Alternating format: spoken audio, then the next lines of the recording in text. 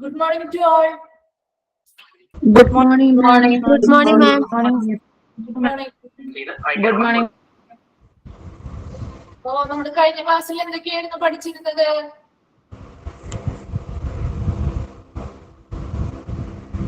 കഴിഞ്ഞ ക്ലാസ്സിൽ എന്തൊക്കെയാ പഠിച്ചേ?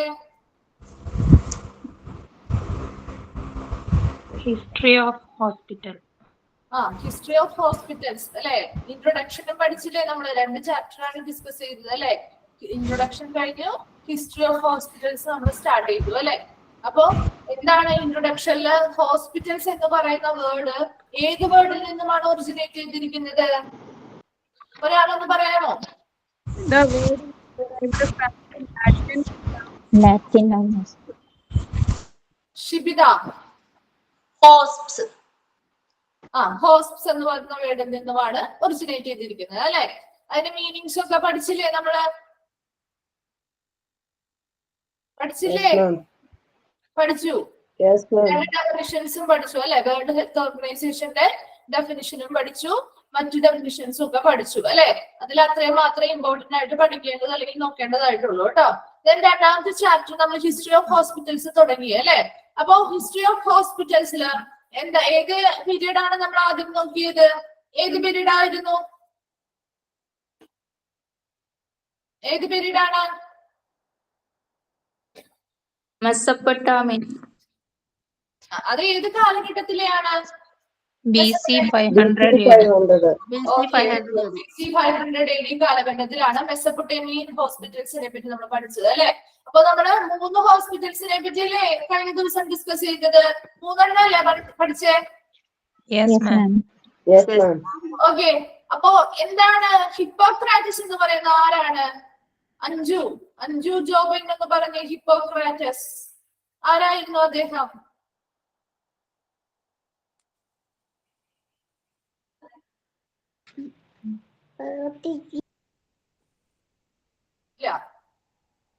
Jasna. The father of medicine. Who is the father of medicine അല്ലെ? Who is the father of medicine? Very good. അപ്പോ ഹിപ്പോക്രാറ്റസ് ആരാണെന്ന് നമ്മൾ പഠിച്ചു. അദ്ദേഹം ഏത് കാലഘട്ടത്തിലുള്ള ഏത് ഹോസ്പിറ്റൽസിന്റെ കീഴിൽ വരുന്നതായിരുന്നു?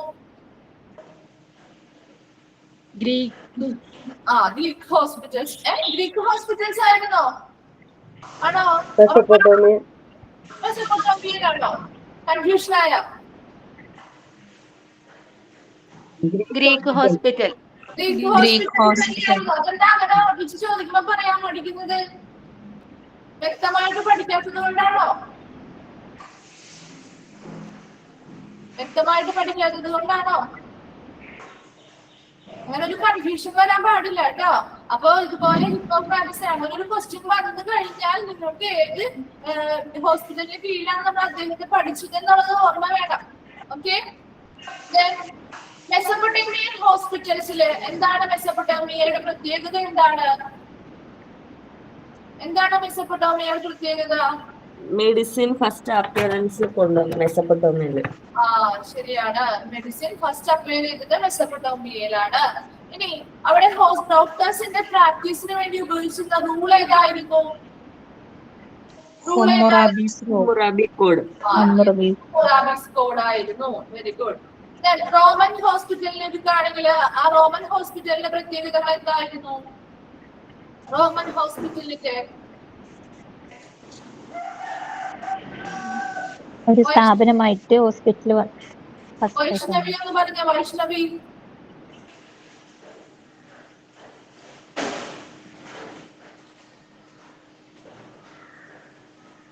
ഫസ്റ്റ് ഹോസ്പിറ്റൽ ഇൻസ്റ്റിറ്റ്യൂഷൻസ് കൊണ്ടുവന്നു. പിന്നെ മിലിറ്ററി ഹോസ്പിറ്റൽസും സ്ലേവ് ഹോസ്പിറ്റൽസ് ഉണ്ടായിരുന്നു അല്ലെ. കാലത്ത് നിലനിന്നിരുന്നു. Okay, very good. അപ്പൊ നമുക്ക് ഇനി ഇന്നത്തെ ക്ലാസ് കണ്ടിന്യൂ ചെയ്യാം. ഓക്കെ. അപ്പൊ നമ്മുടെ 4th ഹോസ്പിറ്റൽ ഏതാണ്? അറബിക് ഹോസ്പിറ്റൽസ് അല്ലെ. അറബിക് ഹോസ്പിറ്റൽസിനെ പറ്റിയാണ് നമ്മളിന്ന് പഠിക്കാൻ പോകുന്നത് അടുത്തതായിട്ട്. ഓക്കെ. അപ്പോ അറബിക് ഹോസ്പിറ്റൽസ് എന്താണ്? അറബിക് ഹോസ്പിറ്റലിൽ പറയുന്നത് നോക്കാം. The Roman military hospitals and a few Christian hospitals were known as for the number, organization and excellence of the Arabic hospitals. അതായത് അക്കാലഘട്ടങ്ങളില് റോമൻ ഹോസ്പിറ്റലുകൾ ഉണ്ടായിരുന്നു, ചില ക്രിസ്ത്യൻ ഹോസ്പിറ്റലുകളും ഉണ്ടായിരുന്നു. എന്നാൽ ഈ റോമൻ ഹോസ്പിറ്റലുകളോ ക്രിസ്ത്യൻ ഹോസ്പിറ്റലുകളോ ഈ അറബിക് ഹോസ്പിറ്റലിന്റെ നമ്പറിനോടോ അതിന്റെ ഓർഗനൈസേഷനോടോ അതിന്റെ എക്സലൻസിനോടോ അല്ലെങ്കിൽ മികവിനോടോ ഒന്നും അത്രയും ഉയരത്തിൽ ഈ റോമൻ ഹോസ്പിറ്റലുകൾക്കോ ക്രിസ്ത്യൻ ഹോസ്പിറ്റലുകൾക്കോ എത്താനായിട്ട് സാധിച്ചിരുന്നില്ല. ഓക്കെ, ഒന്നുകൂടി പറയാം. അറബിക് ഹോസ്പിറ്റൽ എന്ന് പറഞ്ഞാൽ അതിന്റെ അറബിക് ഹോസ്പിറ്റൽസ് അതിന്റെ നമ്പർ ആയിക്കോട്ടെ, ഓർഗനൈസേഷൻ ആയിക്കോട്ടെ, അല്ലെങ്കിൽ അതിന്റെ എക്സലൻസ് അല്ലെങ്കിൽ മികവായിക്കോട്ടെ അത്രയും ഉയരത്തിൽ നിൽക്കുകയായിരുന്നു. അപ്പോ അവരുടെ അത്രയും ഉയരത്തിൽ ആർക്കൊക്കെ എത്താൻ പറ്റിയില്ല? റോമൻ മിലിറ്ററി ഹോസ്പിറ്റലിനും ആ കാലഘട്ടത്തിൽ ഉണ്ടായിരുന്ന ക്രിസ്ത്യൻ ഹോസ്പിറ്റലുകൾക്കൊന്നും ഈ അറബിക് ഹോസ്പിറ്റലിന്റെ അത്രയും ഉയരത്തിൽ എത്താനായിട്ട് സാധിച്ചില്ല. ഓക്കെ, അപ്പൊ അറബിക് ഹോസ്പിറ്റലിൽ അത്രയും മാത്രമേ അറബിക് ഹോസ്പിറ്റൽസിനെ പറ്റി അത്രയും മാത്രമേ പറയുന്നുള്ളൂ. ഫിഫ്ത് ഹോസ്പിറ്റൽ ഏതാണ്? ഇന്ത്യൻ ഹോസ്പിറ്റൽസ് അല്ലെ. ഇന്ത്യൻ ഹോസ്പിറ്റൽസിലെ കുറച്ച് പോയിന്റ്സ് പറയുന്നുണ്ട്. അതായത് നമ്മുടെ ഹിസ്റ്ററീസ് അല്ലെങ്കിൽ ചരിത്രപരമായിട്ടുള്ള രേഖകൾ നോക്കുകയാണെങ്കിൽ ഇന്ത്യയിൽ ഒരു 600 BC കാലഘട്ടത്തിലാണ് ഒരു എഫിഷ്യന്റ് ആയിട്ടുള്ള ഹോസ്പിറ്റലുകളുടെ നിർമ്മാണം ആരംഭിച്ചത്. ഓക്കെ, അപ്പോ ഒരു during the gorgeous reign of king Ashoka ചക്രവർത്തി അല്ലെ, അശോക ചക്രവർത്തിയുടെ കാലഘട്ടം എത്രയായിരുന്നു ആ പീരീഡ് എന്ന് പറയുന്നത്? 273 to 232 BC. അശോക ചക്രവർത്തിയുടെ കാലഘട്ടത്തില് നമ്മുടെ ഇന്ത്യൻ ഹോസ്പിറ്റൽസ് എന്ന് പറയുന്നത് started to look like modern hospitals. എന്താണ്? മോഡേൺ ഹോസ്പിറ്റലിനെ പോലെ കാണപ്പെടാൻ തുടങ്ങി. ഓക്കെ, ആ കാലഘട്ടത്തിൽ they followed principles of sanitation and Caesarean sections were operated. അപ്പോ ആ കാലഘട്ടത്തിൽ എങ്ങനെയായിരുന്നു? അവിടെ എന്താണ്? ശുചിത്വ തത്വങ്ങൾ പാലിക്കുകയും അതുപോലെ തന്നെ സിസേറിയൻ സെക്ഷൻസ് അല്ലെ. എന്താണ് സിസേറിയൻ സെക്ഷൻസ് എന്ന് പറയുന്നത്? എന്താണ് സിസേറിയൻ ഓപ്പറേഷൻസ് എന്ന് പറയുന്നത്? ഫെമിലിയർ ആയിട്ടുള്ള ടേം അല്ലേ നിങ്ങൾക്ക്? ആരെങ്കിലും ഒരാൾ പറയാമോ എന്താണ് സിസേറിയൻ സെക്ഷൻ അല്ലെങ്കിൽ സി സെക്ഷൻ ഓപ്പറേഷൻസ് എന്ന് പറയുന്നത്? എന്താണ്? ശാസ്ത്രക്രിയ. എന്തുമായി സംബന്ധിച്ച ശസ്ത്രക്രിയയാണ്? ഗൈനിക് ഡെലിവറിയുമായിട്ട് അല്ലെ, ഡെലിവറിയുമായിട്ട് ബന്ധപ്പെട്ട ശസ്ത്രക്രിയയല്ലേ സിസേറിയൻ സെക്ഷൻസ് എന്ന് പറയുന്നത്? അല്ലേ? അതെ അതെ അതെ. ഓക്കെ, അപ്പോ ഡെലിവറിയുമായി ബന്ധപ്പെട്ട ഒരു ശസ്ത്രക്രിയ എന്താണ്? കുഞ്ഞിനെ പ്രസവിപ്പിക്കുന്ന അല്ലെ, കുഞ്ഞിനെ പുറത്തെടുക്കുന്ന ഒരു ശസ്ത്രക്രിയ രീതിയാണ് സിസേറിയൻ സെക്ഷൻ അല്ലെങ്കിൽ സി സെക്ഷൻസ് എന്ന് പറയുന്നത്. അപ്പോ ആരുടെ കാലഘട്ടത്തിലാണ് ഈ ഓപ്പറേഷൻസ് ഒക്കെ നടന്നത്? കിങ് ഓഫ് അശോക അല്ലെ, അശോക ചക്രവർത്തിയുടെ കാലഘട്ടത്തില് നമ്മുടെ ഇന്ത്യൻ ഹോസ്പിറ്റൽസ് എങ്ങനെയുള്ളതായി കാണപ്പെട്ടു? മോഡേൺ ഹോസ്പിറ്റലിനെ പോലെ കാണപ്പെടാൻ തുടങ്ങി. കൂടാതെ അവിടെ എന്തായിരുന്നു? പ്രിൻസിപ്പിൾസ് ഓഫ് സാനിറ്റേഷൻ, ശുചിത്വ തത്വങ്ങൾ പാലിക്കാനും അതുപോലെ തന്നെ സിസേറിയൻ സെക്ഷൻസ് അല്ലെങ്കിൽ സിസേറിയൻ ഓപ്പറേഷൻസ് നടത്തുകയും ചെയ്തു. ഓക്കെ, ഇമ്പോർട്ടന്റ് ആണ്, നോട്ട് ചെയ്യുക. Then physicians were appointed. എന്താണ്? ഡോക്ടേഴ്സിനെ അല്ലെങ്കിൽ ഫിസിഷ്യൻസിനെ അപ്പോയിന്റ്മെന്റ് ചെയ്തു അക്കാലഘട്ടത്തിൽ. എന്തിനു വേണ്ടി? 1 for every 10 villages. അതായത് ഓരോ 10 വില്ലേജിനും ഒരു ഡോക്ടർ അല്ലെങ്കിൽ ഒരു ഫിസിഷ്യൻ എന്ന നിലയിലാണ് അവിടെ അപ്പോയിന്റ്മെന്റുകൾ നടന്നിരുന്നത്. To serve the healthcare needs of the populations and the regional hospitals for the infirm and the destitute were built by Buddha. എന്താണ്?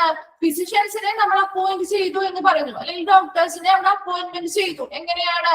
എവരി 10 വില്ലേജസ് അല്ലെ, ഓരോ 10 വില്ലേജിനും ഒരു ഫിസിഷ്യൻ അല്ലെങ്കിൽ ഒരു ഡോക്ടർ എന്ന കണക്കിനായിരുന്നു അവിടെ അപ്പോയിന്റ്മെന്റുകൾ നടന്നിരുന്നത്. എന്തിനു വേണ്ടിയിട്ടാണ് ഇങ്ങനെ അപ്പോയിന്റ്മെന്റുകൾ നടത്തിയത്? To serve the health care needs of the population. എന്താണ്? ജനങ്ങളുടെ ഹെൽത്ത് കെയർ നീഡ് അല്ലെങ്കിൽ ആരോഗ്യ പരിചരണങ്ങൾക്ക് വേണ്ടിയിട്ടും. ദ റീജിയണൽ ഹോസ്പിറ്റൽസ് എന്ന് പറഞ്ഞാൽ എന്താണ്? പ്രാദേശിക ആശുപത്രികൾ അല്ലെ. ഈ പ്രാദേശിക ആശുപത്രികൾ നിർമ്മിച്ച വ്യക്തി ആരാണ് സ്ഥാപിച്ചത്? ആരാണ് നിർമ്മിച്ചത്? ബുദ്ധ അല്ലെ. ബുദ്ധൻ നിർമ്മിച്ച ഈ റീജിയണൽ ഹോസ്പിറ്റൽസ് അല്ലെങ്കിൽ പ്രാദേശിക ആശുപത്രികൾ ആർക്ക് വേണ്ടിയിട്ടാണ് ബുദ്ധൻ നിർമ്മിച്ചത്?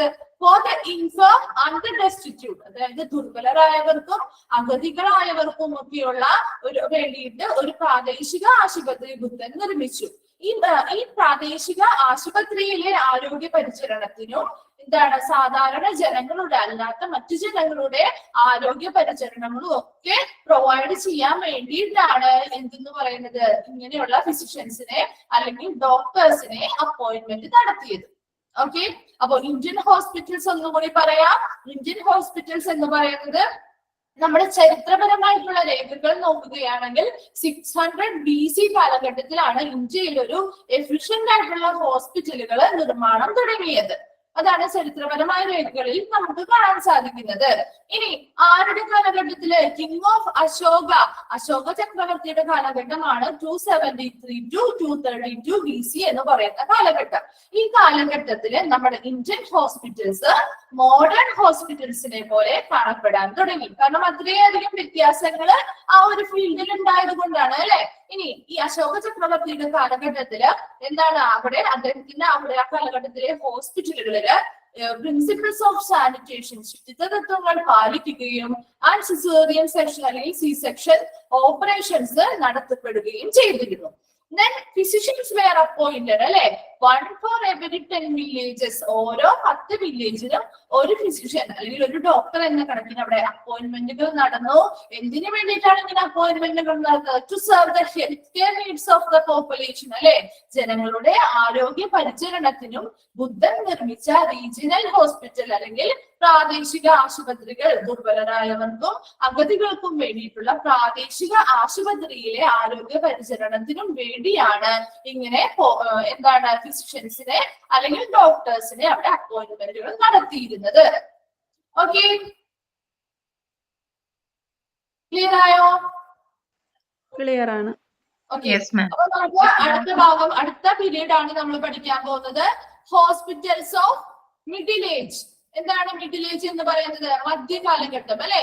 മധ്യകാലഘട്ടം ഏതാണ് പീരീഡ്? 500 to 1500 AD ആണ് മിഡിൽ ഏജ് എന്ന് പറയുന്നത്. ഇനി മിഡിൽ ഏജില് ഹോസ്പിറ്റൽസിൽ എന്തൊക്കെ വ്യത്യാസങ്ങളാണ്, അല്ലെങ്കിൽ ആ ഒരു ഈ പീരീഡില് നമ്മുടെ വേൾഡില് എന്തൊക്കെ വ്യത്യാസങ്ങൾ ഹോസ്പിറ്റൽ ഫീൽഡിൽ ഉണ്ടായി എന്നുള്ളതാണ് നമ്മൾ നോക്കുന്നത്. മിഡിൽ ഏജില് പ്രധാനമായിട്ടും പറയുന്നത് യൂറോപ്പില്, അതായത് ഹോസ്പിറ്റൽസ് കൺസ്ട്രക്ഷൻ ഇൻക്രീസ്ഡ് ഇൻ യൂറോപ്പില് ഹോസ്പിറ്റലിന്റെ കൺസ്ട്രക്ഷൻ എന്ന് പറയുന്നത് ഇൻക്രീസ് ചെയ്തു അല്ലെങ്കിൽ വർദ്ധിച്ചു ഡ്യൂറിംഗ് ദ മിഡിൽ ഏജ്, അല്ലെ. മിഡിൽ ഏജില് യൂറോപ്പില് ഹോസ്പിറ്റൽ കൺസ്ട്രക്ഷൻ ഇൻക്രീസ് ചെയ്തു അല്ലെങ്കിൽ വർദ്ധിക്കാനുണ്ടായ 2 റീസൺസ് ആണ് നമുക്ക് ഈ മിഡിൽ ഏജിൽ പഠിക്കാനുള്ളത്. ഓക്കെ, അതിൽ 2 റീസൺസിൽ ഫസ്റ്റ് റീസൺ എന്ന് പറയുന്നത് pop Innocent III in 1198 advised and persuaded wealthy Christians to build hospitals in every town. അപ്പോ പോപ്പ് ഇന്നസെന്റ് III അല്ലെങ്കിൽ പോപ്പ് എന്ന് പറയുന്നത് ആരാണ്? മാർപ്പാപ്പ, അല്ലെ. അപ്പൊ ഇന്നസെന്റ് III മാർപ്പാപ്പ 1198 വെൽത്തി ക്രിസ്ത്യൻസ് അല്ലെങ്കിൽ സമ്പന്നരായ ക്രിസ്ത്യാനികളോട് എല്ലാ പട്ടണങ്ങളിലും ഹോസ്പിറ്റൽസ് നിർമ്മിച്ചു നൽകാനായിട്ട് ഉപദേശിക്കുകയും അതിനു വേണ്ടി പ്രേരിപ്പിക്കുകയും ചെയ്തു. അപ്പോ എന്താണ് അത് യൂറോപ്പിലെ ഹോസ്പിറ്റലിന്റെ കൺസ്ട്രക്ഷൻ ഇൻക്രീസ് ചെയ്യാൻ ഒരു കാരണമായി. അപ്പൊ എന്തൊക്കെയായിരുന്നു? 2 കാരണങ്ങളിൽ ആദ്യത്തേത് പറഞ്ഞത് ഏതായിരുന്നു? പോപ്പ് ഇന്നസെന്റ് III അല്ലെങ്കിൽ ഇന്നസെന്റ് III മാർപ്പാപ്പ വെൽത്തി ക്രിസ്ത്യൻ അല്ലെങ്കിൽ സമ്പന്നരായ ക്രിസ്ത്യാനികളോട് ഓരോ പട്ടണങ്ങളിലും ഹോസ്പിറ്റലുകൾ നിർമ്മിച്ചു നൽകാനായിട്ട് അവരെ അഡ്വൈസ് ചെയ്തു, അവരെ ഉപദേശിക്കുകയും അവരെ പെർസ്യൂഡ് ചെയ്തു എന്ന് പറഞ്ഞാൽ എന്താ? പ്രേരിപ്പിക്കുകയും അതിനു വേണ്ടിയുള്ള പ്രേരണകൾ നൽകുകയും ചെയ്തു. അത് ഒരു കാരണമാണ് യൂറോപ്പിലെ ഹോസ്പിറ്റൽ കൺസ്ട്രക്ഷൻ കൂടാനായിട്ട്. രണ്ടാമത്തെ റീസൺ എന്താണ് പറയുന്നത്? Increased revenues were made available from the commerce with the crusaders. എന്താണ് ക്രൂസേഡേഴ്സ് എന്ന് പറഞ്ഞത്? ആരാണ്? കുരിശ് യുദ്ധക്കാര്. ഓക്കെ, അപ്പൊ ഈ കുരിശ് യുദ്ധക്കാരുമായുള്ള വാണിജ്യത്തിൽ നിന്നും വർദ്ധിച്ച വരുമാനം ലഭ്യമാക്കി. ഓക്കെ, കുരിശ് യുദ്ധക്കാരുമായിട്ടുള്ള വാണിജ്യത്തിൽ നിന്നും വർദ്ധിച്ച വരുമാനം ലഭ്യമാക്കി. രണ്ടാമത്തെ റീസണില് ഫസ്റ്റ് പറയുന്നത് അതാണ്. Then in contrast, in Asia and Africa, during the same period, construction of effective and efficient hospitals was pressed forward by the rule and the Crusaders. ഇനി രണ്ടാമത്തെ പോയിന്റ് പറയുന്നത് എന്താണ്? ആ same period, during the same period, ആ same പീരിയഡിൽ തന്നെ ഏഷ്യയിലും ആഫ്രിക്കയിലും effective ആയിട്ടുള്ള efficient ആയിട്ടുള്ള hospital കൺസ്ട്രക്ഷന് forward ചെയ്തു എന്നാണ് പറയുന്നത്. ഭരണവർഗക്കാരും കുരിശ് യുദ്ധക്കാരും അതിനു വേണ്ടിയിട്ട് മുന്നിട്ടിറങ്ങി. ഓക്കെ, അതിനു വേണ്ടി ഫോഴ്സ് ചെയ്തു. അപ്പോ 2 റീസൺസ് ആണ് പറയുന്നത്. ഒന്നാമത് പറഞ്ഞ റീസൺ എന്താണ്? ഇന്നസെന്റ് 3 മാർപ്പാപ്പ, Innocent 3 pope Innocent 3 1198 wealthy Christians അല്ലെങ്കിൽ സമ്പന്നരായ ക്രിസ്ത്യാനികളോട് ഓരോ പട്ടണങ്ങളിലും ഹോസ്പിറ്റലുകൾ നിർമ്മിച്ചു നൽകാനായിട്ട് ഉപദേശിക്കുകയും അതിനു വേണ്ടിയിട്ടുള്ള പ്രേരണകൾ നൽകുകയും ചെയ്തു. രണ്ടാമത്തെ പോയിന്റ് എന്താണ് പറയുന്നത്? രണ്ടാമത്തെ റീസൺ ആയിട്ട് പറയുന്നത് എന്താണ്? ക്രുസൈഡേഴ്സ് അല്ലെ, കുരിശ് യുദ്ധക്കാരുമായിട്ടുള്ള വാണിജ്യത്തിൽ നിന്നും വർദ്ധിച്ച വരുമാനം ലഭ്യമാക്കുകയും കൂടാതെ ആ സെയിം പീരിയഡില് ഏഷ്യയിലെയും ആഫ്രിക്കയിലും ഏഷ്യയിലെയും ആഫ്രിക്കയിലെയും എന്താണ് എഫക്റ്റീവ് ആയിട്ടുള്ള ഹോസ്പിറ്റലുകളുടെ കൺസ്ട്രക്ഷന് വേണ്ടി ആര് ഫോഴ്സ് ചെയ്തു എന്നാണ് പറയുന്നത്? അവിടുത്തെ ഭരണവർഗക്കാരും ഈ കുരിശ് യുദ്ധക്കാരും അതിനു വേണ്ടി മുന്നോട്ടിറങ്ങി ഫോഴ്സ് ചെയ്തു.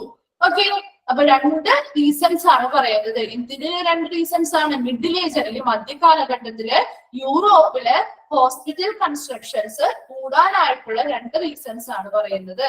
ഓക്കെ, ക്ലിയർ ആയോ? ഒന്നുകൂടി പറയണോ? ക്ലിയർ ആയി. ഓക്കെ, അപ്പൊ 2 പീരിയഡ് നമ്മൾ പറഞ്ഞു. ഇനി മൂന്നാമത് വരുന്ന പീരിയഡ് ആണ് റിനൈസൻസ് പീരിയഡ്. എന്താണ് റിനൈസൻസ് പീരിയഡ് എന്ന് പറയുന്നത്? നവോത്ഥാന കാലഘട്ടം അല്ലെ. അപ്പൊ ഇവിടെ ഹോസ്പിറ്റൽ ഫീൽഡില് ഒരു നവോത്ഥാന കാലഘട്ടം എന്ന് പറഞ്ഞാൽ ഒത്തിരിയധികം മാറ്റങ്ങൾ സംഭവിച്ച ഒരു പീരീഡ് ആയിരിക്കും അല്ലെ. അപ്പൊ ഈ റിനൈസൻസ് പീരിയഡ് അല്ലെങ്കിൽ നവോത്ഥാനം എന്ന് പറയുന്ന ആ ഒരു ഏജിനെ ആ പേര് വന്നത് എന്തുകൊണ്ടാണെന്നാണ് നമ്മൾ നോക്കാൻ പോകുന്നത്. ഓക്കെ, ആ കാലഘട്ടം എത്രയായിരുന്നു? 1500 to 1700 AD കാലഘട്ടമായിരുന്നു റിനൈസൻസ് ഏജ് എന്ന് പറയുന്നത്. The Renaissance period lasted from the 14th to 16th centuries. അപ്പോ എത്ര കാലമാണ് നീണ്ടുന്നത് റിനൈസൻസ് ഏജ് അല്ലെങ്കിൽ ആ ഒരു കാലഘട്ടം? 14th to 16th century വരെയായിരുന്നു ആ കാലഘട്ടം നീണ്ടു നിന്നിരുന്നത്. Towards the end of the 15th centuries, അപ്പോ 15ാം സെഞ്ചുറിയുടെ അവസാനത്തോടു കൂടി many cities and towns supported some kind of institutional health care. അപ്പോ എന്താണ് ഇവിടെ പറയുന്നത്? 15ാം നൂറ്റാണ്ടിന്റെ അവസാനത്തോടു കൂടി പല സിറ്റീസും പല പട്ടണങ്ങളും പല നഗരങ്ങളും എന്തിനെ സപ്പോർട്ട് ചെയ്തു എന്നാണ് പറയുന്നത്? ഒരു ഇൻസ്റ്റിറ്റ്യൂഷണൽ കെയർ, ഹെൽത്ത് കെയർ അല്ലെ. ഒരു സ്ഥാപനപരമായിട്ടുള്ള ഒരു ആരോഗ്യ പരിചരണം, ഒരു സ്ഥാപനം വേണം അല്ലെ. ഒരു ഹോസ്പിറ്റൽ എന്ന് പറയുന്ന ഒരു സ്ഥാപനമാണ്. അങ്ങനെ ഒരു സ്ഥാപനം ആരോഗ്യ പരിചരണത്തിന് വേണം എന്നുള്ളത് മനസ്സിലാക്കുകയും ഒത്തിരി പട്ടണങ്ങളും ഒത്തിരി നഗരങ്ങളും അതിനെ സപ്പോർട്ട് ചെയ്ത് രംഗത്ത് വരികയും അത് ഹോസ്പിറ്റൽ ഫീൽഡിൽ ഒരു വലിയ ഒരു മോഡേൺ ഹോസ്പിറ്റൽസ് ഉണ്ടാവാനായിട്ടുള്ള ഒരു വലിയ കാരണമായിട്ട് മാറുകയും ചെയ്തു. അപ്പൊ അതുകൊണ്ടാണ് ആ ഒരു പീരിയഡിനെ നമ്മൾ നവോത്ഥാന കാലഘട്ടം അല്ലെങ്കിൽ റിനൈസൻസ് ഏജ് എന്ന് പറയുന്നത്. ഓക്കെ, അപ്പൊ ഒന്നുകൂടി പറയാൻ ശ്രദ്ധിക്കുക. റിനൈസൻസ് ഏജ് എന്ന് പറയുന്നത് നമ്മുടെ നവോത്ഥാന കാലഘട്ടം എന്ന് നമുക്ക് മലയാളീകരിച്ച് പറയാം. എന്തുകൊണ്ടാണ് ആ പീരീഡ് ലാസ്റ്റ് ചെയ്ത് അല്ലെങ്കിൽ നീണ്ടു നിന്നത് ഏതൊക്കെ കാലഘട്ടങ്ങളായിരുന്നു?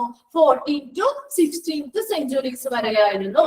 ഇനി അവിടെ 15th centuries അവസാനമായപ്പോഴേക്കും പല പട്ടണങ്ങളും പല നഗരങ്ങളും ഒരു ഇൻസ്റ്റിറ്റ്യൂഷണൽ കെയർ അല്ലെ, ഒരു സ്ഥാപനവൽക്കരിച്ച അല്ലെങ്കിൽ ഒരു സ്ഥാപനം വേണം. ഹോസ്പിറ്റൽ എന്ന് പറയുന്ന ഒരു സ്ഥാപനമായിരിക്കണം അല്ലെങ്കിൽ അവിടെ നിന്നാണ് ആരോഗ്യ പരിചരണം നൽകേണ്ടതെന്ന് മനസ്സിലാക്കുകയും അങ്ങനെ ഒരു ഹോസ്പിറ്റൽ നിർമ്മിക്കാൻ അല്ലെങ്കിൽ ഒരു ഇൻസ്റ്റിറ്റ്യൂഷൻ നിർമ്മിക്കാനും അത് പ്രോത്സാഹിപ്പിക്കാനും പല പട്ടണങ്ങളും പല നഗരങ്ങളും മുന്നോട്ട് വരികയും അതിനെ സപ്പോർട്ട് ചെയ്ത് വരുന്നത് കൊണ്ട് ഒത്തിരി ഹോസ്പിറ്റലുകൾ ആ കാലഘട്ടത്തില് പുതിയ ഹോസ്പിറ്റലുകൾ ഉണ്ടാകാനായിട്ട് അതൊരു കാരണമായി. അതുകൊണ്ട് തന്നെ ആ ഒരു പീരീഡ് എന്ന് പറയുന്നത് എന്തായിരുന്നു?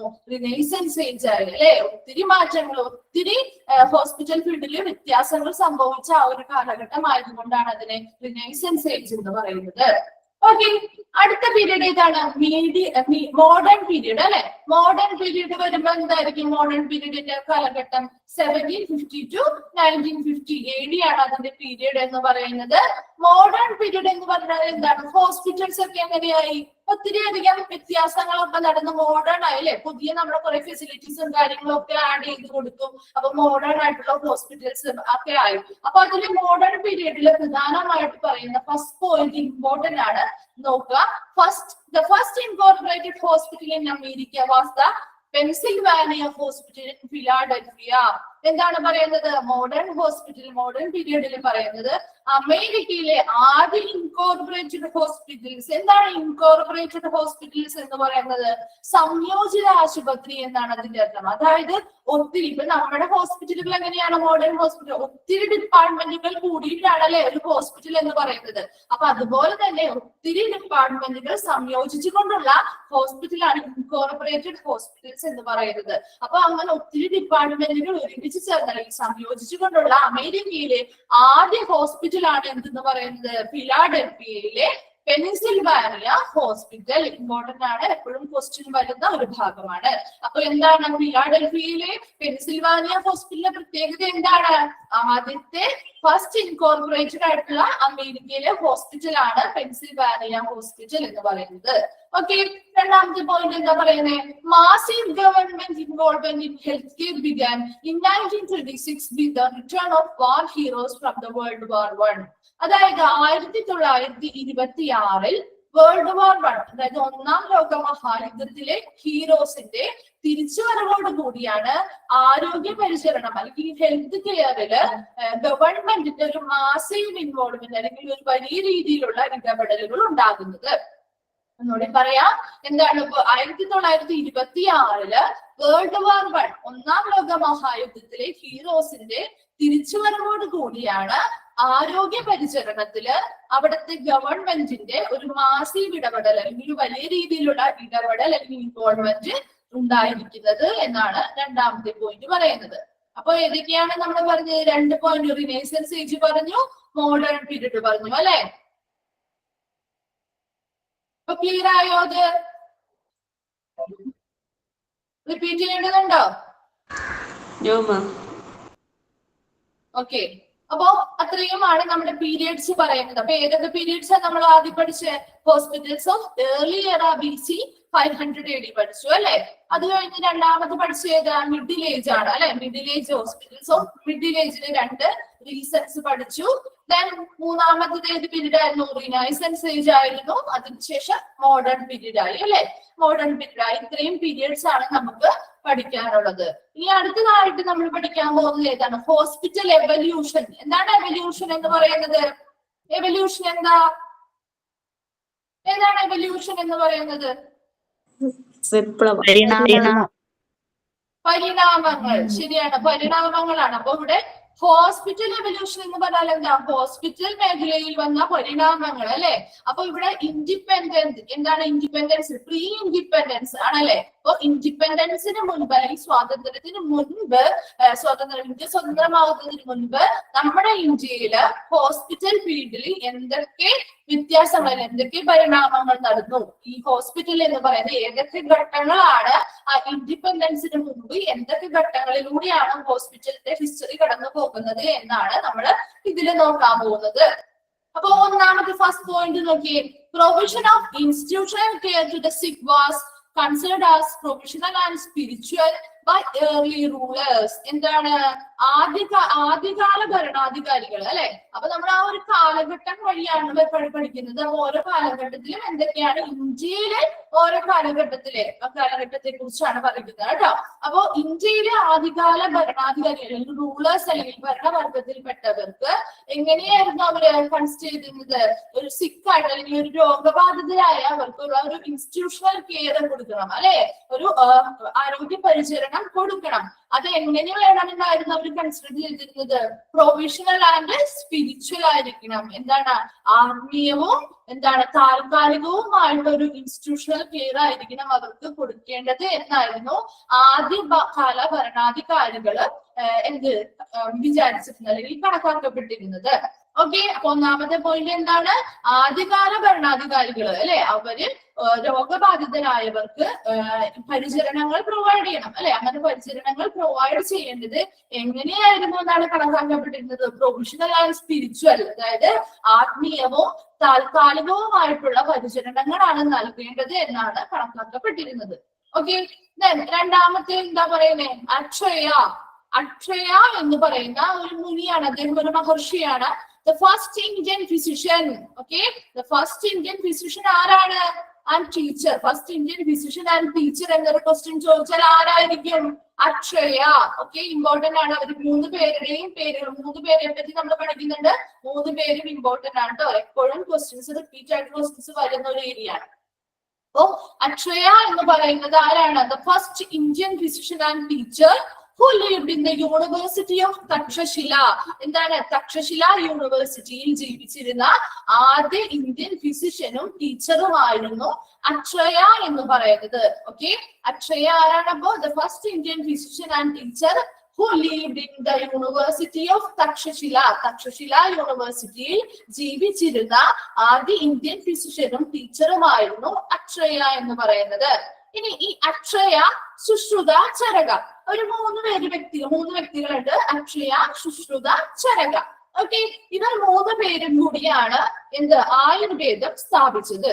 ഓക്കെ, ഇമ്പോർട്ടന്റ് ആണ്. ആയുർവേദം സ്ഥാപിച്ചത് ആരൊക്കെ ചേർന്നാണ്? അക്ഷയ, സുശ്രുത, ചരക. ഓക്കെ, ഈ 3 പേരെ പറ്റിയാണ്. അക്ഷയെ പറ്റി ഇപ്പൊ നമ്മൾ പറഞ്ഞു. എന്താണ്? First Indian physician and teacher ആണ്. തക്ഷശില യൂണിവേഴ്സിറ്റിയിൽ ജീവിച്ചിരുന്ന. കാരണം അന്നത്തെ കാലത്ത് എങ്ങനെയാ? ഗുരുകുല സമ്പ്രദായം അല്ലെ? അങ്ങനെയല്ലേ ഉണ്ടായിരുന്നത്. അപ്പൊ അവിടെ അദ്ദേഹം എന്ന് പറയുന്ന ആദ്യത്തെ ഇന്ത്യൻ ഫിസിഷ്യനുമാണ്. ആദ്യ വൈദ്യശാസ്ത്രം പഠിച്ചിരുന്നത് അക്ഷയ തക്ഷശില യൂണിവേഴ്സിറ്റിയിൽ ജീവിച്ച് അവിടെ കുട്ടികൾക്ക് വൈദ്യം പറഞ്ഞു കൊടുത്തിരുന്ന ടീച്ചർ കൂടിയാണ് അക്ഷയ അല്ലെങ്കിൽ അക്ഷയ മഹർഷി എന്ന് പറയുന്നത്. ഓക്കെ, സുശ്രുതയുടെ കാലഘട്ടം നോക്കാം. 6th century BC ആണ് സുശ്രുതയുടെ കാലഘട്ടം. ചരകയുടെ ആണെങ്കിലോ 200 AD ആണ്. ഓക്കെ, അപ്പോ ഈ 2 പേരെയും പറ്റിയാണ് ഇനി നമ്മൾ അടുത്ത പോയിന്റ്സിൽ നോക്കാൻ പോകുന്നത്. അപ്പൊ സുശ്രുത, അക്ഷയെ പറ്റി പറഞ്ഞു. അടുത്തത് നമ്മൾ സുശ്രുതയാണ് നോക്കുന്നത്.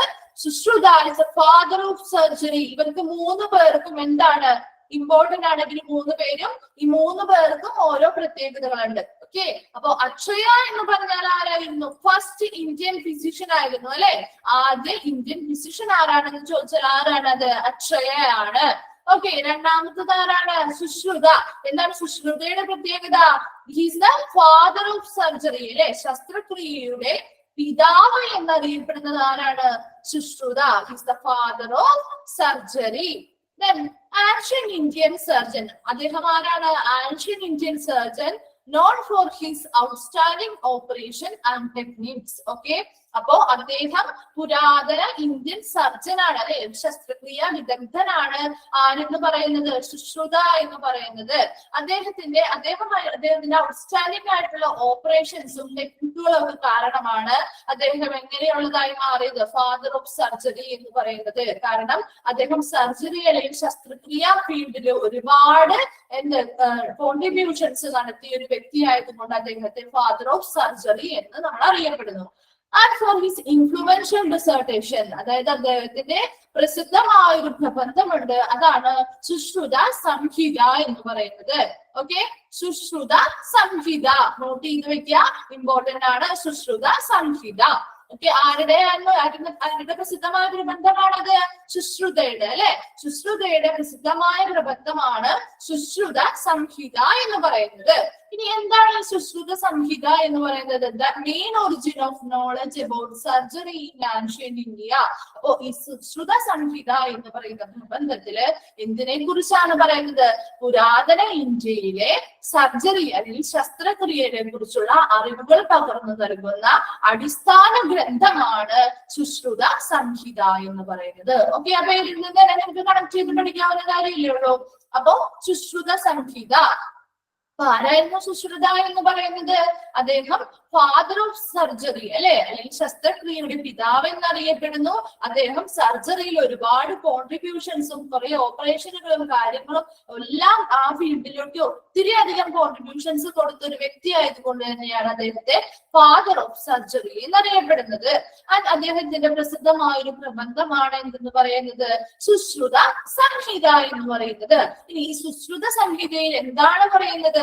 അവിടെ പുരാതന സർജറി അല്ലെ? പുരാതന ഇന്ത്യയിലുള്ള സർജറി അല്ലെങ്കിൽ ശസ്ത്രക്രിയകളെ കുറിച്ചുള്ള നോളജ് അല്ലെങ്കിൽ അറിവ് പകർന്നു നൽകുന്ന അടിസ്ഥാന ഗ്രന്ഥമാണ് സുശ്രുത സംഹിത എന്ന് പറയുന്നത്.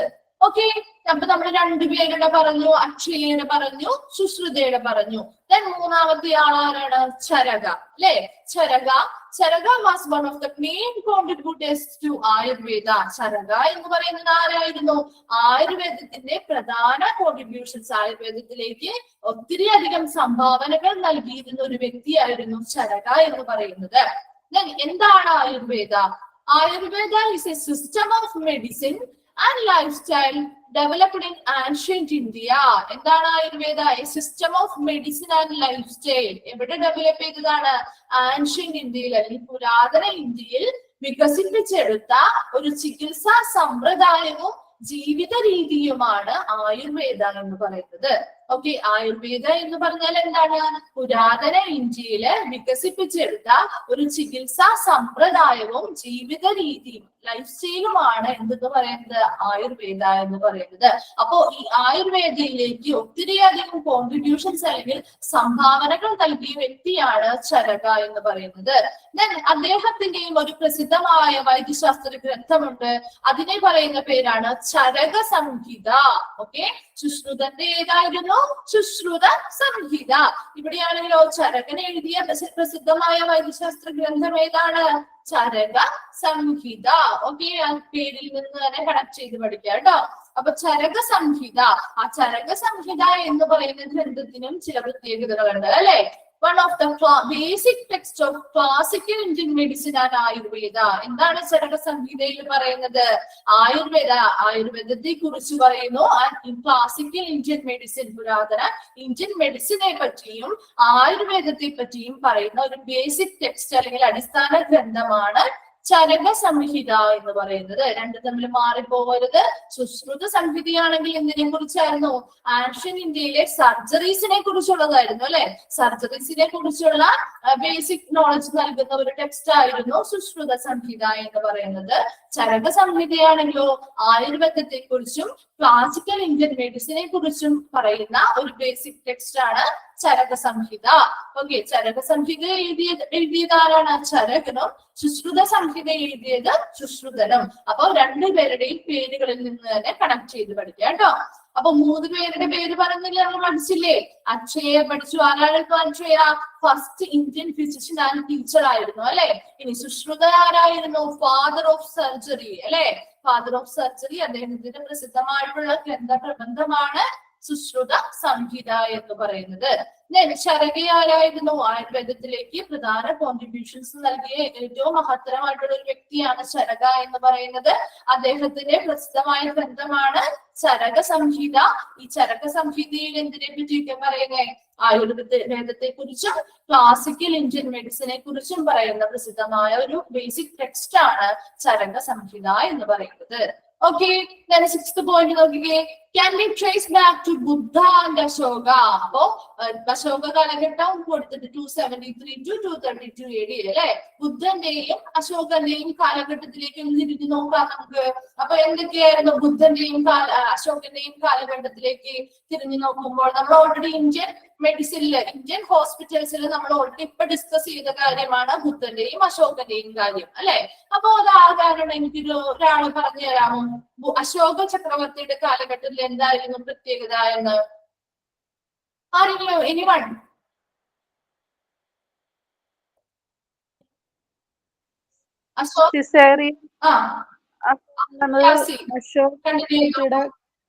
അശോക ചക്രവർത്തിയുടെ കാലത്താണ് ഈ സിസെക്ഷൻ വന്നത്. പിന്നെ ബുദ്ധയാണ് റീജിയണൽ ഹോസ്പിറ്റൽസ് സ്ഥാപിച്ചത്. പിന്നെ അപ്പോ വെരി ഗുഡ്, വെരി ഗുഡ്. അപ്പോ എന്താണ് നമ്മളിപ്പോ ഓൾറെഡി പഠിച്ചതാണ് അല്ലെ? എന്താ ബുദ്ധന്റെയും അശോകന്റെയും കാലഘട്ടത്തിൽ എന്തൊക്കെയാണ് അവിടെ ഹോസ്പിറ്റൽ ഫീൽഡിൽ ഉണ്ടായ മാറ്റങ്ങൾ എന്നുള്ളത് നമ്മൾ ഓൾറെഡി പഠിച്ച കാര്യമാണ്. അത് തന്നെയാണ് 7th 8th പോയിന്റിൽ ഇവിടെ പറയുന്നത്. ഡ്യൂറിങ് അശോകാസ് റെയിൻ അല്ലെ? അശോക ചക്രവർത്തിയുടെ കാലഘട്ടത്തില് അവിടെ എങ്ങനെയായിരുന്നു അദ്ദേഹത്തിന്റെ ഹോസ്പിറ്റൽസ്? മോഡേൺ ഹോസ്പിറ്റലിനെ പോലെ കാണപ്പെടാൻ തുടങ്ങി അല്ലെ? അവിടെ എന്തായിരുന്നു? പ്രിൻസിപ്പിൾസ് ഓഫ് ഹൈജീൻ, ശുചിത്വ തത്വങ്ങൾ പാലിക്കുകയും സി സെക്ഷൻ അല്ലെങ്കിൽ സിസേറിയൻ ഓപ്പറേഷനുകൾ നടത്തുകയും ചെയ്തിരുന്നു. ദെൻ റീജിയണൽ ഹോസ്പിറ്റൽസിന്റെ കാര്യം പറഞ്ഞാൽ ഈ പോയിന്റിൽ എന്താണ് പറയുന്നത്? Regional hospital for the infirm and destitute were build by the Buddha, അല്ലെ? ബുദ്ധൻ പ്രാദേശിക ആശുപത്രികൾ ദുർബലരായവർക്കും അഗതികൾക്കും വേണ്ടിയിട്ട് ഒരു പ്രാദേശിക ആശുപത്രികൾ നിർമ്മിച്ചു. ഒമ്പതാമത് 9th പോയിന്റ് എന്താ പറയുന്നത്? അക്ബേഴ്സ് പീരിയഡ് യുനാനി മെഡിസിൻ, അല്ലെ? ആരുടെ കാലഘട്ടത്തിലാണ് അവിടെ യുനാനി മെഡിസിൻ വന്നത് ഇന്ത്യയില്? അക്ബേഴ്സ് പീരീഡ്. ഇവിടെ ജസ്റ്റ് നിങ്ങൾ ആ പീരീഡ് മാത്രം ആരുടെ കാലഘട്ടത്തിലാണെന്ന് ചോദിച്ചാൽ, യുനാനി മെഡിസിൻ വന്നതെന്ന് ചോദിച്ചാൽ അക്ബേഴ്സ് പീരീഡ്. ഇതിനെ കുറിച്ച് നമുക്ക് ഡീറ്റെയിൽ ആയിട്ട് പഠിക്കാനില്ല കേട്ടോ. അപ്പൊ യുനാനി മെഡിസിൻ എന്ന് പറഞ്ഞാൽ എന്താ? അത് ഗ്രീക്കിൽ നിന്ന് വന്ന ഒരു വൈദ്യശാസ്ത്രമാണ്. ഇപ്പൊ അതുപോലെ തന്നെ കുറെ അധികം എന്താണ് കാലങ്ങൾ വർഷങ്ങളായിട്ട് നമ്മുടെ ഇന്ത്യയില് തുടർന്നു പോകുന്ന ഒരു പ്രകൃതിദത്ത ചികിത്സാ രീതിയാണ് യുനാനി എന്ന് പറയുന്നത്. ഓക്കെ, അവിടെ കൂടുതലും എങ്ങനെയാണ് അവര് പ്രകൃതിദത്തമായിട്ടുള്ള രീതിയിൽ തന്നെയാണ് അതിന്റെ ചികിത്സകൾ പ്രൊവൈഡ് ചെയ്യുന്നത്. ഇപ്പോ ഹെർബ്സ് ആവാം, അതുപോലെ തന്നെ പഴച്ചാറുകൾ, ഇലച്ചാറുകള്, അങ്ങനെയുള്ള രീതിയിലുള്ള ഒരു പ്രകൃതിദത്ത ചികിത്സാ രീതിയാണ് യുനാനി എന്ന് പറയുന്നത്. അതിനെപ്പറ്റി കൂടുതലായിട്ട് നിങ്ങൾക്ക് അടുത്ത ഒരു ചാപ്റ്ററിൽ ഡിസ്കസ് ചെയ്ത് പഠിക്കാനുണ്ട്, ഡീറ്റെയിൽഡ് ആയിട്ട് തന്നെ പഠിക്കാനുണ്ട്. അപ്പൊ നിങ്ങൾ ഇവിടെ ഇത്രയും മാത്രം മനസ്സിലാക്കിയാൽ മതി. യുനാനി മെഡിസിൻ ആരുടെ പീരീഡിലാണ്, കാലഘട്ടത്തിലാണ് നമ്മുടെ ഇന്ത്യയിൽ വന്നത്? ആരുടെ കാലഘട്ടത്തിലാണ്? അക്ബേഴ്സ് പീരീഡ് ആണെന്ന് മാത്രം മനസ്സിലാക്കിയിരിക്കുക. ഓക്കെ, അപ്പോ ഇത്രയും ക്ലിയർ ആയിരുന്നോ? ഹോസ്പിറ്റൽ എവല്യൂഷൻ റിപ്പീറ്റ് ചെയ്യണോ എന്തെങ്കിലും? വേണ്ട മാഡം, എല്ലാ പോയിന്റ്സും ക്ലിയർ ആയിരുന്നോ?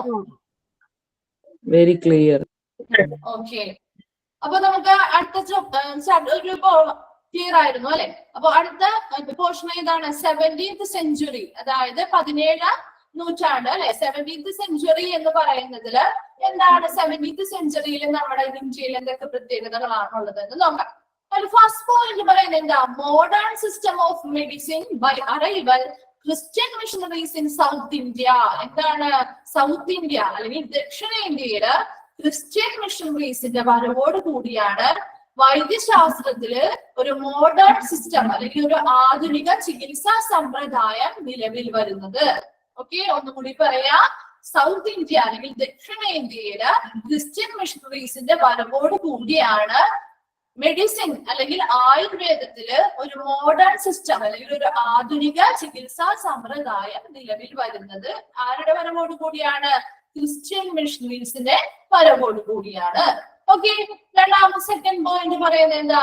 East India company established first hospital in 1664 in Chennai for its soldiers and in 1668 for civilians. Okay, അപ്പൊ ഈസ്റ്റ് ഇന്ത്യ കമ്പനി എന്താണ് എസ്റ്റാബ്ലിഷ് ചെയ്തു? ഫസ്റ്റ് ഹോസ്പിറ്റൽ എസ്റ്റാബ്ലിഷ് ചെയ്തു എന്നാണ് പറയുന്നത്.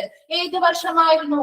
1664 ചെന്നൈയില്. ആർക്ക് വേണ്ടിയിട്ടായിരുന്നു? സോൾജിയേഴ്സ് അല്ലെ, അവരുടെ സൈനികർക്ക് വേണ്ടിയിട്ട് ആദ്യ ഹോസ്പിറ്റൽ ചെന്നൈയിൽ സ്ഥാപിച്ചു. 1668 സിവിലിയൻസ് എന്ന് പറഞ്ഞാൽ ആരാ? സാധാരണ പൗരന്മാര് അല്ലെ? അപ്പൊ സാധാരണ പൗരന്മാർ അല്ലെങ്കിൽ സിവിലിയൻസിന് വേണ്ടിയിട്ട് 1668 ഹോസ്പിറ്റൽ സ്ഥാപിച്ചു. 1664 ആർക്ക് വേണ്ടി സ്ഥാപിച്ചു? സോൾജിയേഴ്സിന് വേണ്ടിയും ചെന്നൈയിൽ ആദ്യത്തെ ഹോസ്പിറ്റലുകൾ സ്ഥാപിച്ചു. ആര് സ്ഥാപിച്ചതാ? ഈസ്റ്റ് ഇന്ത്യ കമ്പനി സ്ഥാപിച്ചു. ഓക്കെ, തേർഡ് പോയിന്റ് എന്താ പറയുന്നത്? Constant growth during the 18th and early 19th century. അവിടെ ഒരു 18th 19th centuries ആയി കഴിഞ്ഞപ്പോ അവിടെ ഒരു കോൺസ്റ്റന്റ് ഗ്രോത്ത്, നിരന്തരമായിട്ടുള്ള ഒരു വളർച്ച ഹോസ്പിറ്റൽ ഫീൽഡുകളിൽ ഉണ്ടായി. First medical college in Calcutta. ഇവിടെ ഇയേഴ്സ് ഇമ്പോർട്ടന്റ് ആണ് കേട്ടോ. ഇവിടുത്തെ ഇയർ ഇമ്പോർട്ടന്റ് ആണ്. അത് നോട്ട് ചെയ്ത് പഠിക്കാം. ഓരോ ഇയറിലും ഏതൊക്കെ ഹോസ്പിറ്റലുകളാണ് എവിടെയൊക്കെയാണ് വന്നത് എന്നുള്ളത് കേട്ടോ. അപ്പോ first medical college in Calcutta in 1835. 1835 ആദ്യത്തെ മെഡിക്കൽ കോളേജ് എവിടെ വന്നു? കൽക്കട്ടയിൽ വന്നു. ഇനി മെഡിക്കൽ കോളേജ് മുംബൈയിലാണെങ്കിലും അടുത്ത പോയിന്റ് കൂടി കണക്ട് ചെയ്യാം. Mumbai 1845 and Chennai in 1850. Okay, അപ്പം ഫസ്റ്റ് മെഡിക്കൽ കോളേജ് കൽക്കട്ടയിൽ വന്നത് ഏത് വർഷമാണ്? 1835 മുംബൈയിലാണെങ്കിലോ 1845 വന്നു. ചെന്നൈയിലാണെങ്കിലോ 1850 വന്നു. അപ്പോ ചെന്നൈയിൽ ഏത് വർഷമാണ് മെഡിക്കൽ കോളേജ് വന്നത് എന്ന് ചോദിച്ചാൽ ഇയർ നിങ്ങൾ പറയേണ്ടതുണ്ട്. അല്ലെങ്കിൽ ഈ ഒരു ഇയർ നിന്നിട്ട് 1845 എവിടെയാണ് ആദ്യം മെഡിക്കൽ കോളേജ് വന്നത് എന്ന് ചോദിക്കുക ചോദിക്കുകയാണെങ്കിൽ എവിടെയാണ്? മുംബൈയിലാണ് അല്ലെ. അപ്പൊ അങ്ങനെ തിരിച്ചു ചോദിച്ചാലും നിങ്ങൾക്ക് അതിന്റെ ഉത്തരം ആൻസർ ചെയ്യാനായിട്ട് അറിഞ്ഞിരിക്കുക. അപ്പൊ ഇതിൽ ഇയറും സ്ഥലവും ഇമ്പോർട്ടന്റ് ആണ്. Okay. Then in 1885, 1,250 hospitals and dispensaries only reaching 10% of population.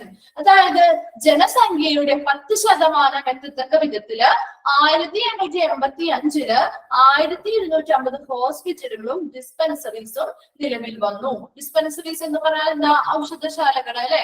അപ്പൊ ഹോസ്പിറ്റലുകളും ഡിസ്പെൻസറീസും നിലവിൽ വന്നു. ഏത് വർഷം? 1885 എന്താണ്? ജനസംഖ്യയുടെ 10% എത്തത്തക്ക വിധത്തില് 1885 1250 ഹോസ്പിറ്റലുകളും ഡിസ്പെൻസറീസും നിലവിൽ വരുന്നു. ഇപ്പൊ 17th സെഞ്ചുറി ഒന്നുകൂടി പറയാം.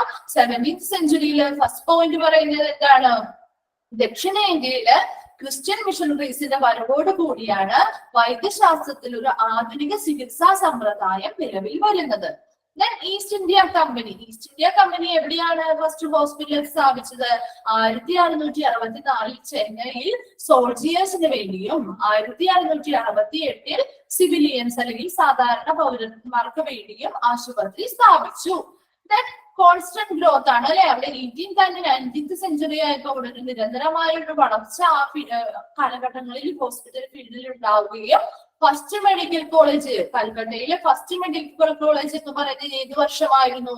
1835 മുംബൈയിലാണെങ്കിലോ 1845 ആദ്യ മെഡിക്കൽ കോളേജ് എന്ന് പറയുന്നത്. ചെന്നൈയിലാണെങ്കിലോ 1850 ഓക്കെ. ദെൻ പിന്നെ അടുത്ത പോയിന്റ് എന്താ പറയാ? ജനസംഖ്യയുടെ 10% എത്തത്തക്ക വിധത്തില് 1885 1250 ഹോസ്പിറ്റലുകളും ഡിസ്പെൻസറീസും അവിടെ സ്ഥാപിക്കപ്പെട്ടു. അപ്പൊ 17th സെഞ്ചുറിയിലെ പോയിന്റ്സ് ക്ലിയർ ആയിരുന്നോ? ക്ലിയർ ആയോ? 17th സെഞ്ചുറി ഒന്നുകൂടി പറയൂ. ഏതാണ് ലാസ്റ്റ് പോയിന്റ്? Okay okay.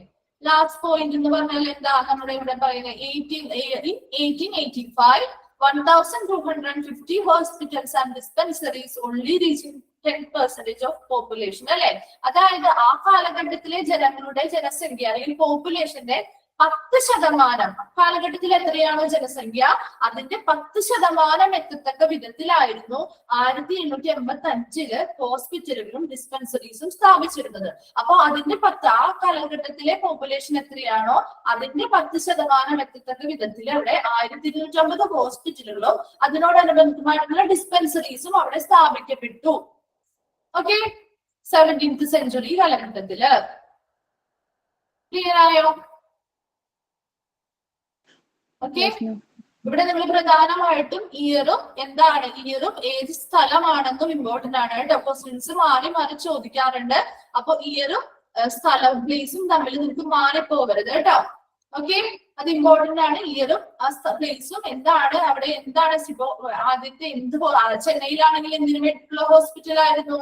സോൾജിയേഴ്സിന് വേണ്ടിയിട്ടായിരുന്നു അല്ലെ. എന്നാൽ കൽക്കട്ടയിലാണെങ്കിലും ആദ്യം മെഡിക്കൽ കോളേജ് ആയിരുന്നു. അപ്പൊ അങ്ങനെ നിങ്ങൾ ഏത് ഇയർ എടുത്ത് ചോദിച്ചാലും അത് ഏതാണ് എന്താണെന്നുള്ളത് എവിടെയായിരുന്നു എന്നുള്ളത് അറിഞ്ഞിരിക്കണം കേട്ടോ. എപ്പോഴും ക്വസ്റ്റ്യൻ ചോദിക്കാറുണ്ട്. ഇയർ വെച്ചിട്ട് നമുക്ക് എപ്പോഴും മാറിപ്പോവാവുന്ന ഒരു ഏരിയയും കൂടിയാണ്. ഓക്കെ. അടുത്തതായിട്ട് എന്താ പറയുന്നത്? Emergence of hospital in independent India.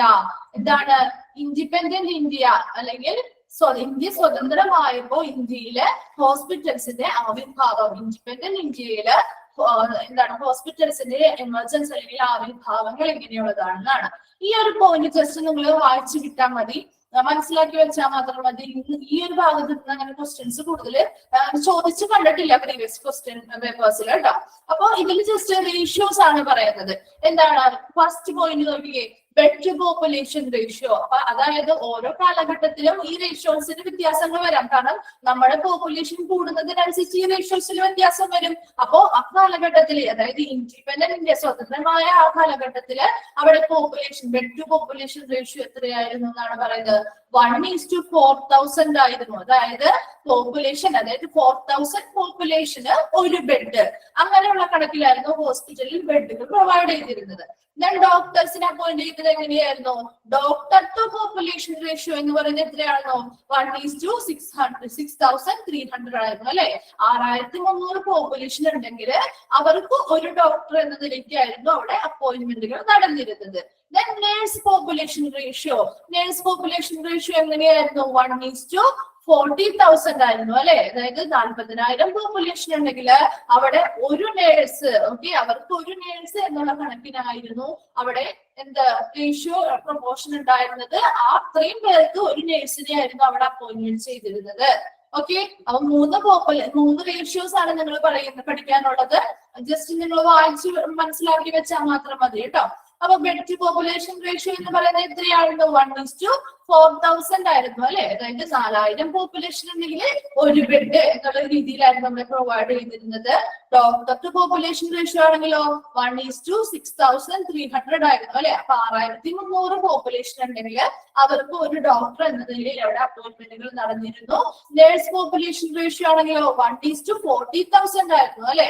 40,000 population ഉണ്ടെങ്കിൽ അവിടെ ഒരു നേഴ്സ് എന്നുള്ള കണക്കിനായിരുന്നു ഹോസ്പിറ്റലുകളിൽ അപ്പോയിന്റ്മെന്റുകൾ നടത്തിയിരുന്നത്.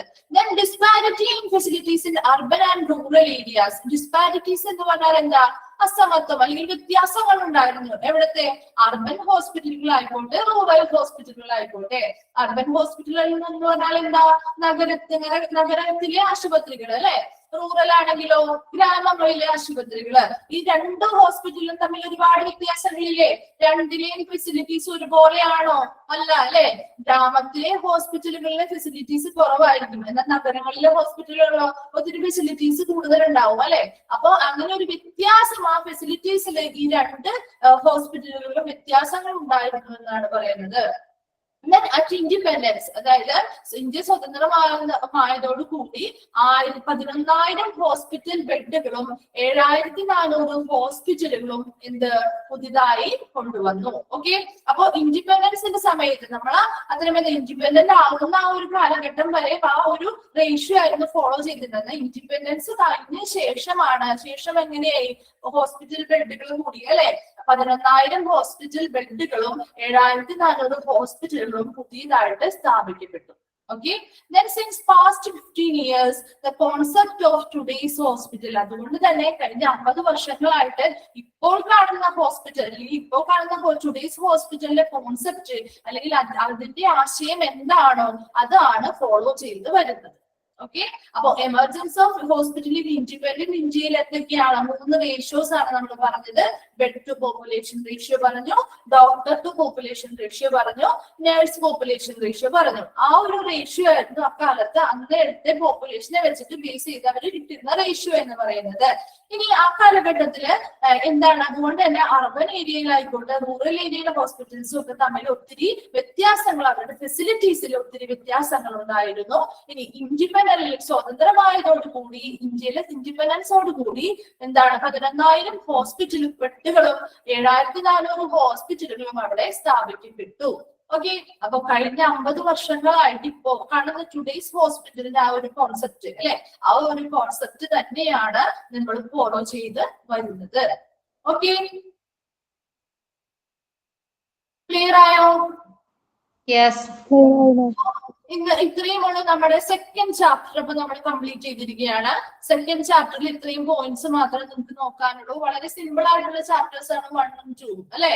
അധികമൊന്നും നിങ്ങൾക്ക് പഠിക്കാനില്ലല്ലോ. ഉള്ളത് കുറച്ച് ഷോർട്ട് ആക്കി തന്നെയാണ് ഇതിൽ കൊടുത്തിരിക്കുന്നത്. അപ്പൊ അത് വ്യക്തമായിട്ട് പഠിക്കുക.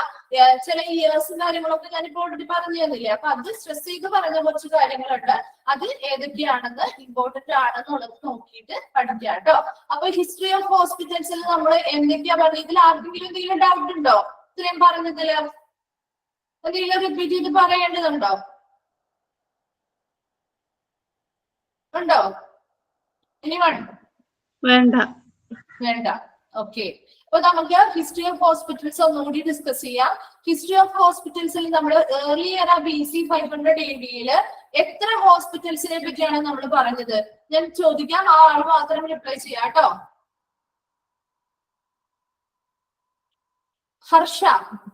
Harsh Vijayan. Harsh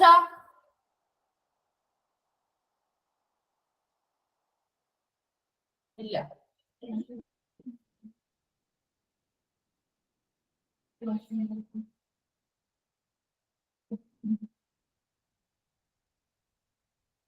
ഹർഷയില്ല? Okay, Sajitha Aneesh. Mesopotamian hospital, Greek hospital, Roman hospitals, Arabic hospitals, and Indian hospitals. Okay, good. Then അടുത്തതായിട്ട് നമ്മൾ എന്താണ് പറഞ്ഞത്? അത്രയും ഹോസ്പിറ്റൽസിന്റെ ഇമ്പോർട്ടൻസ് ഒക്കെ പറഞ്ഞു അല്ലെ. ഇനി ഇന്ത്യൻ ഹോസ്പിറ്റലിന്റെ പ്രത്യേകതകൾ എന്താണ്? ഇന്ദു ലാലു, ഇന്ത്യൻ ഹോസ്പിറ്റലിന്റെ പ്രത്യേകതകള്.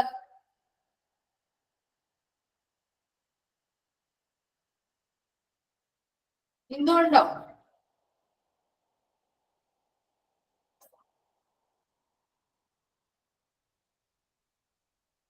ചന്ദന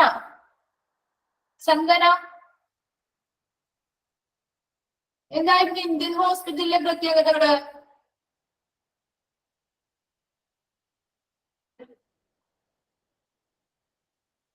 Caesarean section. Caesarean sections. At the physician appointed. എത്ര വില്ലേജിന് വേണ്ടിയിട്ടായിരുന്നു ഒരു ഫിസിഷ്യൻ? അത് 10 വില്ലേജസിന് വേണ്ടി അല്ലെ. 10 വില്ലേജസിന് വേണ്ടിയിട്ട് ഒരു ഫിസിഷ്യനെ അപ്പോയിന്റ്മെന്റ് ചെയ്തു. ഓക്കെ, അവിടെ ബുദ്ധൻ എന്ത് ആശുപത്രിയാണ് സ്ഥാപിച്ചത്? ബുദ്ധ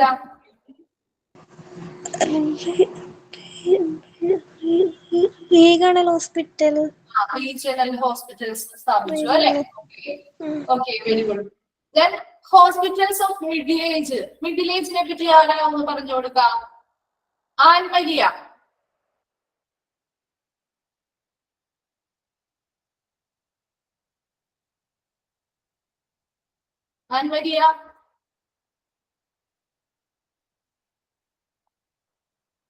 ഇല്ല. ഓക്കെ, അഞ്ജലി അജിത് ഒന്ന് പറഞ്ഞു കൊടുത്തേ, എന്താണ് middle ഏജിലെ ഹോസ്പിറ്റൽസിന്റെ importance?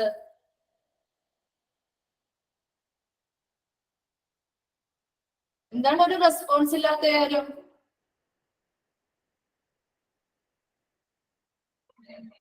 ഒരാരുമില്ല. Nafla.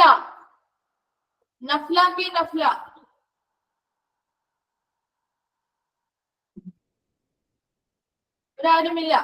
Okay, anyone?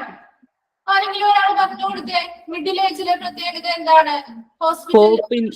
Pop Innocent മാർപ്പാപ്പയുടെ കാലഘട്ടം 1198 കാലഘട്ടത്തിലാണെങ്കിൽ മാർപ്പാപ്പ അഡ്വൈസ് ചെയ്തത് സമ്പന്നരായിട്ടുള്ള വെൽത്തി ക്രിസ്ത്യൻസ് എവരി ടൗണിലും ഹോസ്പിറ്റൽസ് ബിൽഡപ്പ് ചെയ്യണമെന്ന്. ഓക്കെ, സെക്കൻഡ് റീസൺ എന്തായിരുന്നു? സുമയ്യ, എന്തായിരുന്നു? ഓക്കെ, എന്നാ ഷീബ ഒന്ന് കണ്ടിന്യൂ ചെയ്യൂ. ഷീബ, ഇന്ത്യയില് മധ്യകാലഘട്ടത്തിലല്ലേ യുനാനി വിസ വന്നത്? അക്ബർ ചക്രവർത്തിയുടെ കാലഘട്ടത്തിൽ. ക്ലിയർ ആയില്ല. അക്ബർ ചക്രവർത്തിയുടെ കാലഘട്ടത്തിൽ യുനാനി വന്നു. മധ്യകാലഘട്ടം അല്ലായിരുന്നു, മിഡിവൽ പീരീഡ്. മധ്യകാല മിഡിൽ ഏജിൽ എന്താണ് രണ്ടാമത്തെ റീസൺ എന്തായിരുന്നു?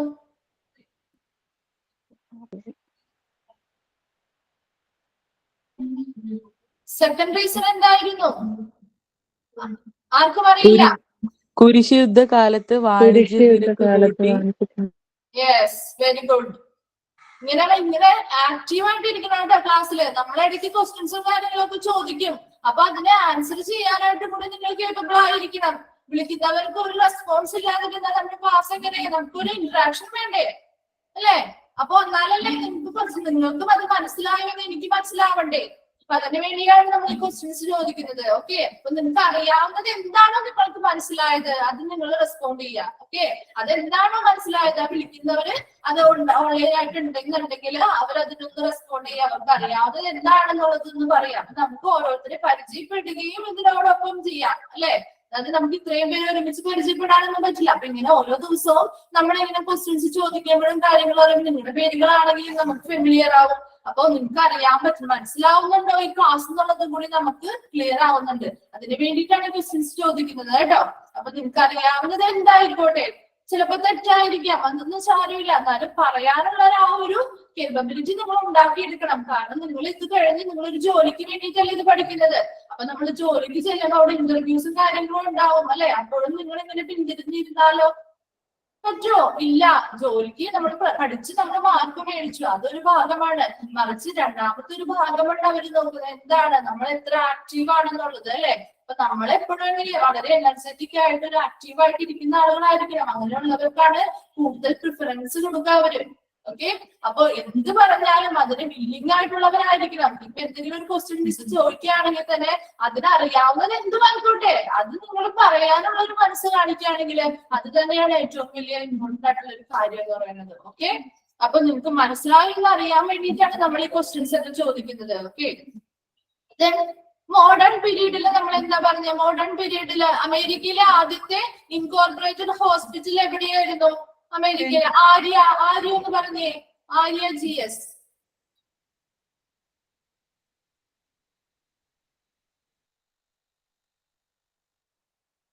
അമേരിക്കയിലെ ആദ്യ ഇൻകോർപ്പറേറ്റഡ് ഹോസ്പിറ്റൽ ഏതാണ്?